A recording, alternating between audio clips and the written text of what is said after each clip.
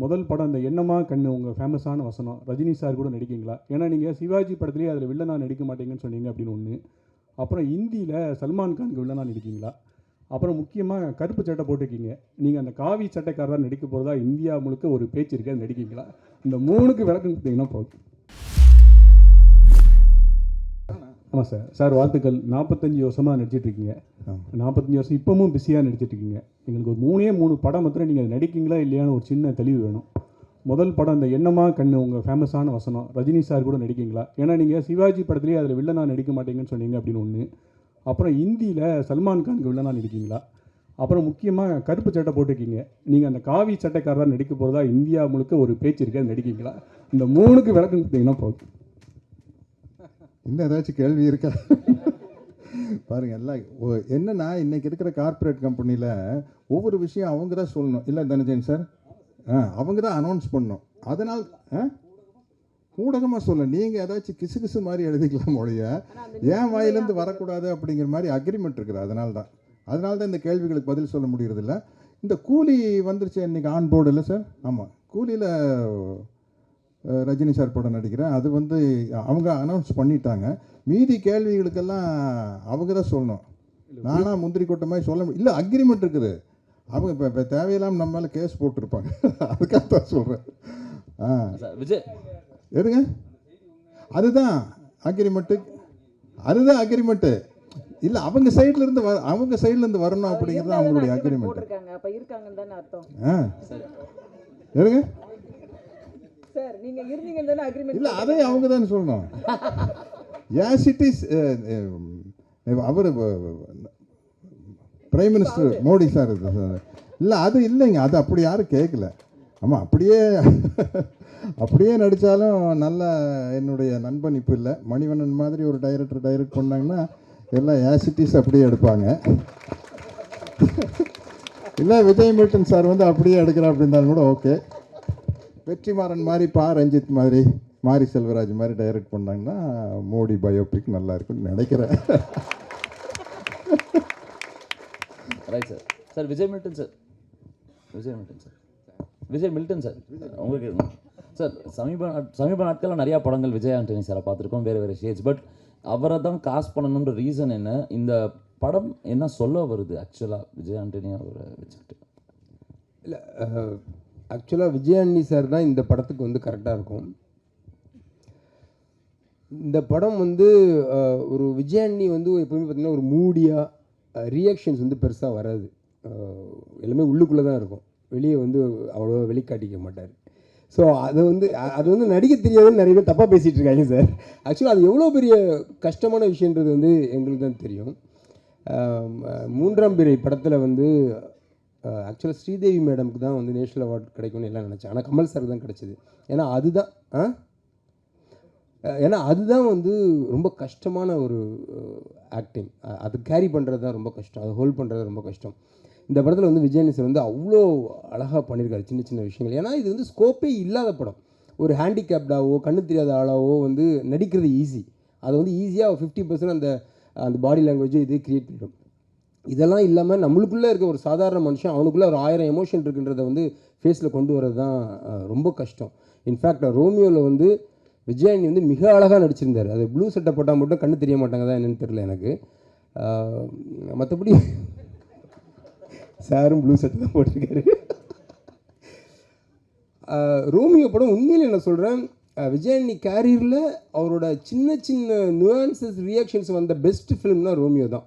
மலைப்பிடிக்காமல் வந்து அதுக்கும் அதிகமாகவே இருக்குது. நான் வந்து ரொம்ப கான்ஃபிடென்ட் நம்புகிறேன். எஸ்பெஷலி ஒரு சீனில், ஒரு ரெஸ்டாரண்ட் சீனில் வந்து மேகா ஆகாஷும் விஜயானியும் உட்காந்து பேசுகிற ஒரு லென்த்தி சீன் இருக்கும். அந்த சீன் இந்த ஸ்கிரிப்ட் எழுதும்போது எனக்கு ரொம்ப பிடிச்ச ஒரு சீன்னா அந்த சீன் தான். அந்த சீனை வந்து நம்ம நினச்ச மாதிரி ஸ்க்ரீனில் கொண்டு வந்துட்டால் நம்ம பெரிய டைரக்டர்னு நினச்சேன். அது வந்து அவ்வளோ அழகாக வந்திருக்கு. அதுக்கு 2 பேர் தான் காரணம். அப்படி இருந்துச்சு அந்த கெமிஸ்ட்ரி. ஒவ்வொரு டைலாகுக்கும் நடுவுலையும் எவ்வளோ பாலாஜி சக்திகள் சொல்லுவார், 5 ரூபா கொடுக்குறது ஈஸி, 10 ரூபா கொடுக்குறது ஈஸி, 5.5 5.25 அப்படின்னு கேட்குறான்ல, அவனுக்கு கொடுக்குறது தான் கஷ்டம் அப்படிம்பார். அந்த சில்லறை இருக்குல்ல, அந்த இன்பிட்வீன், அது வந்து ஆக்சுவலாக விஜயானி ஃபேஸில் அவ்வளோ வருது. ஸோ அதனால் இந்த படத்துக்கு வந்து அவர் கரெக்டாக இருக்கும்னு நினச்சி போட்டேன். அப்புறம் சரி, அவ்வளோதான சார். ஒரு கேள்வி இங்கே ஜெயச்சந்திரன் சார், விஜய் பண்ணு சார். சார் இப்போது மழை பிடிக்காத மனிதன் சொல்லிட்டு டைட்டில் வச்சுருக்கீங்க. பட் இந்த டைட்டிலுக்கு என்ன மீனிங்னு சொல்லிட்டு ஒரு இது இருக்கு இல்லையா? நம்ம படத்தில் நிறைய இடத்துல மழை வருது, டீசர்லேயே தெரிஞ்சுது. அது தவிர டீசர்லேயே ஒரு சாங்கு, ராஜா சாங் ஒன்று வருது. ஏற்கனவே ஒரு காப்பிரைட் பிரச்சனைன்னு சொல்லிட்டு ஓடிட்டு இருக்கு. இதுக்கு ஏதாவது காப்பிரைட் பிரச்சனை அந்த மாதிரி ஏதாவது இருக்கா? அதுக்கு என்ன ரைட்ஸ் எல்லாம் வாங்கிக்கிறீங்களா? அது சொன்னால் போதும். ஓகே. மழை பிடிக்காமல் இருக்கிறதுக்கு என்ன காரணங்கிறது வந்து படத்தில் அது ஒரு கேள்வியாகவே வச்சுருக்கோண்ணா. இப்போ ஜென்ரலாகவே நம்ம வந்து எல்லாரை பற்றியும் எல்லாத்தையும் தெரிஞ்சுக்கிறது இல்லை. நானும் விஜய் ஆண்டனியும் 20 வருஷமாக நண்பர்கள் தான். ஆனால் விஜய் ஆண்டனிக்கு வந்து விஜய் மில்டனுக்கு வந்து என்ன பண்ணால் பிடிக்கும், என்ன பண்ணால் பிடிக்காதுன்னு ஒரு பேசிக் விஷயம் தெரியும். என்னோடய ஃபேமிலி என்ன, எத்தனை குழந்தைன்னு தெரியும். ஆனால் என்னோடய விருப்பு வெறுப்புகளோ இல்லை நான் வந்து தனியாக இருக்கும்போது நான் என்ன பண்ணுவேனோ அதை பற்றி அவருக்கு கவலை கிடையாது. அவர் தெரிஞ்சுக்கணும் அவசியம் கிடையாது. அது எவ்வளோ வருஷம் நட்பாக இருந்தாலும். அந்த மாதிரி நம்ம எல்லாருக்குள்ளேயும் ஒரு ஸ்பேஸ் இருக்குது. யாரை பற்றி எவ்வளோ தெரிஞ்சுக்கணுங்கிறது வந்து எவ்வளோ தூரம் ஒருத்தர் கூட ட்ராவல் பண்ணுறோமோ அதை பற்றி அதை பொறுத்து தான் அவரை பற்றி நம்ம புரிஞ்சுப்போம். அந்த மாதிரி இந்த படத்தில் விஜய் ஆண்டனிக்கு வந்து ஏன் மழை பிடிக்காது, இவன் யார் அப்படிங்கிறத வந்து ஒரு கேள்வியாகவே ஸ்கிரிப்டில் வச்சுருக்கோம். இதுக்கு வந்து எந்தளவு ஆன்சர் பண்ணியிருக்கோன்றது வந்து வியூவர்ஸ் சைடில் வந்து ஒரு பார்ட்டிசிபேஷனாக வச்சுருக்கோம். அதாவது எல்லாத்தையும் அன்டோல்டு ஏரியான்னு சொல்லுவாங்க. ஒவ்வொரு கதையிலையும் கதை வந்து எல்லாத்தையும் சொல்லிடும், கவிதை வந்து சொல்ல முற்படும். அந்த இன்பிட்வீன் கேப்ஸை வந்து வியூவர்ஸ் வந்து புரிஞ்சுக்கணும். அந்த மாதிரியான ஒரு விஷயம் வந்து இந்த படத்தில் நான் ட்ரை பண்ணியிருக்கேன். ஸோ அதனால் அது அந்த படம் பார்த்துட்டு நீங்கள் விஜய் அன்னைக்கு ஏன் மழை பிடிக்காதுன்னு சொன்னீங்கன்னா I will be happy. Vijay Antony sir கொஞ்சம் டைம் கொடுங்க. அதில் ஒரு சின்ன டிஸ்பியூட் போயிட்டுருக்கு. 2 பேரை கிளைம் பண்ணுறாங்க அந்த காப்பிரைட்டு. அதை சார்ட் அவுட் ஆகிடும் நினைக்கிறேன் இன்னைக்குள்ள. விஜய் ஆண்டனி சார், ஒரு சைடில் அவங்க சொல்கிறாங்க, ஒரு சைடில் மியூசிக் கம்பெனி சொல்கிறாங்க. டீசரில் வந்து இருக்கணும்னு டைரக்டர் ஆசைப்படுறாரு. சார்ட் அவுட் பண்ணிவிட்டு நாங்கள் சொல்கிறோம். விஜய் ஆண்டனி சார், இந்த படத்தில் ப்ரொமோ ஒன்று போட்டாங்க டைரக்டர் நடித்த மாதிரி. அதில் ஒரு டைலாக் வருது, முதல் சீன்லேருந்து கடைசி சீன் வரைக்கும் ஒரே மாதிரி நடிக்கிறாருன்னு. உங்கள் நண்பராக இருந்தாலும் எப்படி அந்த சீனை நீங்கள் விட்டீங்க? கலாச்சிருக்காரு உங்களை? ஆல்மோஸ்ட் அதான் பண்ணுறேன் சார் ஆக்சுவலாக. இல்லை ஐம் சாரி. இல்லை அதாவது சார் தேங்க்யூ சார். சார் நம்ம சச்சின் டெண்டுல்கரை பார்த்து என்னையே ஆடுறேன்னு நம்ம தைரியமாக கேட்கலாம் சார். ஏன்னா அவர் எவ்வளோ ஆடுவாரும் உலகத்துக்கே தெரியும். அந்த மாதிரி எனக்கு ஒரு கான்ஃபிடென்ட் இருக்குது. அந்த சீனை பண்ணிவிட்டு ஃபஸ்ட்டு நான் அவருக்கு அனுப்பிச்சதே அதுதான். சார் இது வேணுமா? ஏன்னா ஊரில் இருக்க எல்லா மடையங்களும் உங்களுக்கு வந்து நடிக்க தெரியலன்னு சொல்லிட்டு இருக்காங்க. அதுக்கு காரணம் வந்து நீங்களே வந்து சார் எனக்கு நடிக்க தெரியல சார், எனக்கு வராது சார், நான் வந்து ஒரு இன்ஜினியர் தான் சார், மியூசிக் வராது நீங்களாம் சொல்லிக்கிறீங்க சார், ஆனால் உங்களுக்கு எல்லாம் தெரியுன்றது எனக்கு தெரியும். அப்படி சொல்லாதீங்க வெளியே. இந்த படத்தில் அதை நம்ம சொல்லணுமா வேணாமா நீங்கள் டிசைட் பண்ணுங்க. தயவு செஞ்சு சொல்லுங்கன்னு அவர் தான் சொன்னார் சார். அதான் நான் நேச்சுரலாக இருக்கேன் சார். எனக்கு கோவம் வந்தால் எப்படி இருக்கும், நான் சிரிச்சா எப்படி சிரிப்பேன், நான் காமெடி பண்ணால் எப்படி இருக்குன்ற மாதிரி. நான் இதான் எனக்கு தெரியலன்னு சொல்கிறேன்னா, மைக்கேல் மேன காமராஜன் ஒரு படம் பார்த்தேன் சார். ஆக்சுவலாக அதை பார்த்துட்டு இருக்கும்போது நம்ம தெரியும்னு சொல்கிறது வந்து தவறு ஆக்சுவலாக. ஸோ அது வந்து வேறு. நான் மியூசிக் சைடில் கூட நீ இன்றைக்கும் யார் கேட்டாலும் தெரியாதான்னு சொல்வேன். நான் சிம்பனி, ராஜா சாரோட கம்போசிஷன், அவரோட ரீரெக்கார்டிங் பேட்டர்ன் அதெல்லாம் பார்த்துட்டு கம்பேர் பண்ணிட்டு நான் வந்து சொல்கிறேன். இப்போ தெரியலன்னு சொல்கிறது ஒன்றும் தவறு இல்லை சார். தெரியலன்றதுக்கான அது எதுக்கான முதல் ஸ்டெப்புன்னா தெரிஞ்சுக்கிறதுக்கான முதல் ஸ்டெப்பு சின்ன ஒரு குழந்தைத்தன்மை நம்மக்கிட்டே இருக்கும். ஆக்சுவலாக எப்போவுமே தெரிஞ்சிச்சுன்னு சொல்லிட்டிங்கன்னா அப்படியே போர் அடிச்சிடும் வாழ்க்கையே. இப்போ தெரிஞ்சிச்சுன்னு சொல்லிட்டு அதுக்கப்புறம் என்ன இருக்குது லைஃப்பில்? ஒன்றுமே இல்லை. தெரியலன்னும் போது அது என்ன, இந்த எதுக்கு நீங்கள் படத்தை பார்க்க வரீங்க? உங்களுக்கு தெரியல படம் பார்க்க வரீங்க. ஆக்சுவலி நாளைக்கு எதுக்காக நீங்கள் ஒரு ஃப்ரெஷ் எக்ஸ்பீரியன்ஸ்க்காக போகிறீங்க? தெரியலன்றதுக்காக தெரிஞ்சுக்கிறதுக்காக போகிறீன்ற மாதிரி என் லைஃப்லேயும், என் கேரியர்லேயும், என் நடிப்புலையும், மியூசிக்லையும், லைஃப் எல்லாத்துலேயுமே வந்து தெரியல அப்படின்ற விஷயத்த பர்பஸ்ஃபுல்லாக இல்லாமல் தாட் ப்ராசஸில் வித்தியாசமாக அப்ளை பண்ணி பார்க்குறேன். நல்லா இருக்குது. சின்ன ஒரு க்ரோத் இருக்குது. ஃப்ரெஷ்ஷாக ஃபீல் பண்ணுறேன். குழந்த மாதிரி இருக்கேன் இந்த வயசுலையும். அந்த தாட் எனக்கு இருக்குன்றதுனால அது தெரியலன்றதுக்கு டேர்ம் அதான் சார். ஆக்சுவலி தாட் ப்ராசஸ்ல தெரியலன்னு சொல்றீங்க. ஆமாம். பட் உங்க சாங்ஸ்ல வந்து ஒரு கேட்சி ஃப்ரேஸ் ஒன்று நீங்களே கொண்டு வருவீங்க. அந்த கேட்சி ஃப்ரேஸ் பெரிய ஹிட் ஆகும். அது எப்படி அதை வச்சு தான் ஒரு கேள்வியை, இந்த கேட்சி ஃப்ரேசஸ் வரிகள் அதுதானா இசைதானா எது வந்து இன்னைக்கு ஒரு கான்ட்ரோவர்சி பெருசா ஓடிக்கிட்டு இருக்கு. யாருமே ஸ்ட்ரெயிட்டா பதில் சொல்ல மாட்டேன்றாங்க. 2 கண்ணும் தேவைன்றாங்க, 2 கையும் தேவைன்றாங்க. யாராவது ஒருத்தர் கட்டுரோட்டா இதுதான்ப்பா அப்படின்னு சொல்றதுக்கு தயங்குறாங்களா இல்ல எது உண்மை? இந்த வெளியில் விழுந்து இதயம் நுழைந்து உயிரில் கலந்த உறவேன்னு ஒரு பாட்டு கேட்டிருப்பீங்க இல்லையா? ஆக்சுவலாக அதில் 2மே கட்டி பிடிச்சிட்டு இருக்கும். இசையும் பொண்டாட்டி புருஷன் மாதிரிங்க. ஆக்சுவலாக ஒரு ஸோ இதில் பொண்டாட்டி பெருசா புருஷன் பெருசான்னு கேட்டால் 2 பேரும் தான், உறவு தான் முக்கியம். ஆக்சுவலி ஒன்று தாண்டி ஒன்று. வெறும் சிம்பனி பொறுத்த வரைக்கும் பார்த்தீங்கன்னா மியூசிக் தான். படத்தில் ரீரெக்கார்டிங் பொறுத்த வரைக்கும் மியூசிக் தான். ஸோ பாட்டுன்னு வரும்போது அதில் வந்து கண்டிப்பாக லிரிசிஸ்டோட கான்ட்ரிபியூஷன் இருக்குது. எல்லாம் சேர்ந்தது தான். ஏதோ ஒரு சின்ன விஷயத்தில் ஏதோ சொன்ன விஷயத்த பெருசாக தவறுதலாக புரிந்து பரப்பப்பட்டுருக்கு. ஆனால் அதை கிரியேட் பண்ண 2 பேருக்குமே தெரியும். ராஜா சாருக்கும் தெரியும், வைரமுத்து சாருக்கும் தெரியும். அவங்க தெளிவாக தான் இருக்காங்க. நிறைய பேர் இங்கே கன்ஃபியூஸ் ஆகி அதை பற்றி ஒரு வதந்தி கிளப்பிட்டு இருக்காங்க. நம்ம கூலாக இருக்கலாம், தப்பு இல்லை.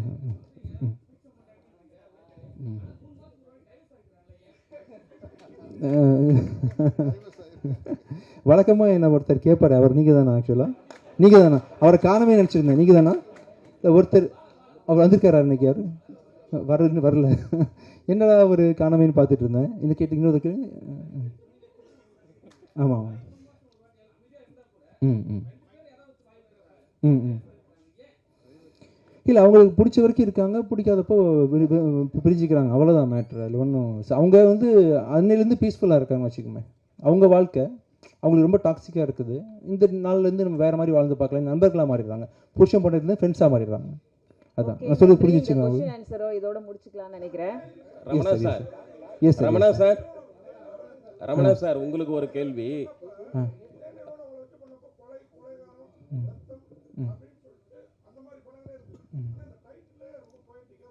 ஆமாம் சார், டேரக்டர் தான். ஆமாம் ஆமாம்.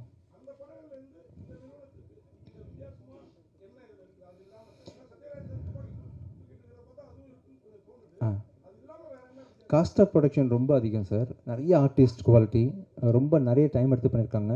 விஜய் மில்டன் சாரோட கேமரா ஒர்க் பார்த்தீங்களா? ஆக்சுவலி நானே ஃபஸ்ட் டைம் கீழேருந்து பார்க்குறேன். இந்த ட்ரெயிலர் நான் பார்க்கல, என்கிட்ட காட்டல. ஃபஸ்ட் டைம் பார்க்குறேன். எனக்கு திடீர்னு இந்த கதையில் இருந்த எனக்கே இது வந்து பிரம்மாண்டமாக இருந்துச்சு. பிரம்மாண்டமாக பண்ணியிருக்காங்க ப்ரொடக்ஷன் அப்படின்ற விஷயத்தில் வந்து இந்த படம் அவங்களுக்கு பெரிய வெற்றியை தரும்னு நம்புகிறேன். ரமணா சார் உங்களுக்கு ஒரு கேள்வி. Yes sir. மறுபடியும் அதாவது டைரக்டராக இருந்து நடிகராயிட்டீங்க இல்லையா?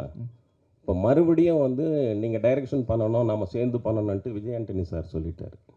இப்போ நீங்கள் மறுபடியும் டைரக்ஷன் பண்ண வந்தால் அவருக்கு என்ன மாதிரி கதை வச்சுருக்கீங்க, என்ன மாதிரி கேரக்டர்கள் கொடுப்பீங்க? இப்போ தான் முதல் முறையாக அவர் என்கிட்ட நானும் ரொம்ப பழகலை.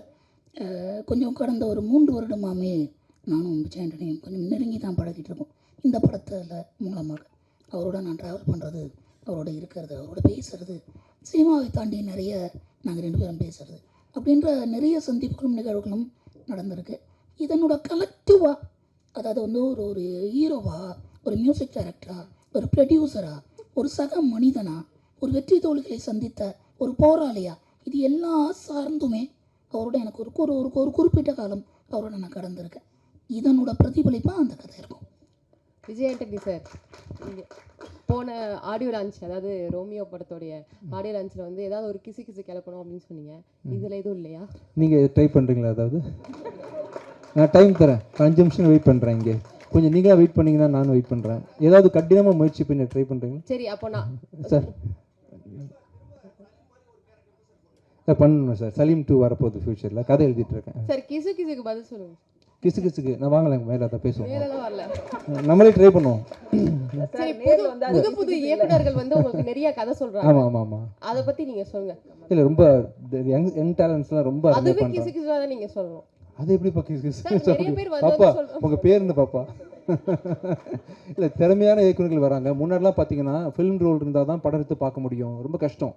இப்போ பார்த்தீங்கன்னா வெறும் ஃபோன்லேயே வந்து நம்ம வீட்டில் ஷூட் பண்ணிக்கலாம், ஃப்ரீ சாஃப்ட்வேர்ஸ் எடிட் பண்ணிக்கலான்ற மாதிரி இப்போ வந்து படம் பண்ணுற ஃபில்ம் மேக்கர்ஸ் எல்லாமே வேறு லெவலில் பண்ண ஆரம்பிச்சிட்டாங்கன்ற மாதிரி க்ரோத் இருக்குது. இதை நீங்கள் கிசுன்னு வேறு எழுதிக்கிங்க. சரி, ஊடக நண்பர்களுக்கு மனமார்ந்த நன்றிகள். நீங்கள்லாம் வந்து இவ்வளோ அழகாக இந்த விழா